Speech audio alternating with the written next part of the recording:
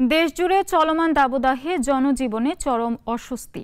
এমন পরিস্থিতির মধ্যে বৃষ্টি নিয়ে সুসংবাদ দিল আবহাওয়া অধিদপ্তর। এদিকে বায়ু দূষণ এবং দাবদাহ কমাতে রাজধানীর সড়কে পানি ছিটাচ্ছে ঢাকা উত্তর সিটি কর্পোরেশন। সাইফুল শাহিনের রিপোর্ট।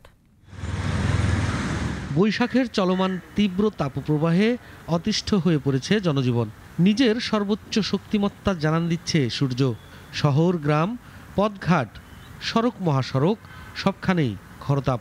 এমন পরিস্থিতিতে দেশের বিভিন্ন স্থানের তাপমাত্রা কমার সুখবর দিয়েছে বাংলাদেশ আবহাওয়া অধিদপ্তর।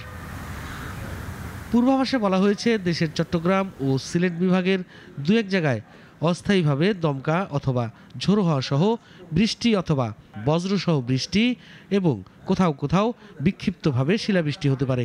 মে মাসের ফার্স্ট উইকের প্রথম দিকেই আপনার অনেক জায়গায় বৃষ্টির সম্ভাবনা রয়েছে। প্রথম দিকে হয়তো ময়মনসিংহ, সিলেট, ঢাকা, চট্টগ্রাম বৃষ্টি হবে, তারপর এটা ব্যাপ্তি বেড়ে যাবে। এদিকে বায়ু দূষণ ও দাবদাহ কমাতে রাজধানীর বিভিন্ন সড়কে পানি ছিটাচ্ছে ঢাকা উত্তর সিটি কর্পোরেশন।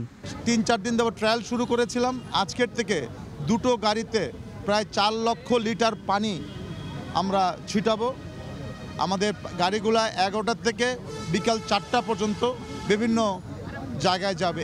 ডিএনসিসির 2টি স্প্রে ক্যানন এবং 10টি ব্রাউজারের মাধ্যমে প্রতিদিন সকাল থেকে বিকেল পর্যন্ত ছেটানো হচ্ছে পানি।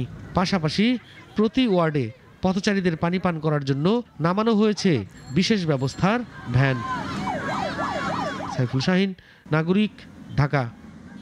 ওয়ালটন এয়ার কন্ডিশনার এক্সচেঞ্জ অফারে স্প্লিট এসিতে 23,000 টাকা পর্যন্ত নিশ্চিত ছাড়।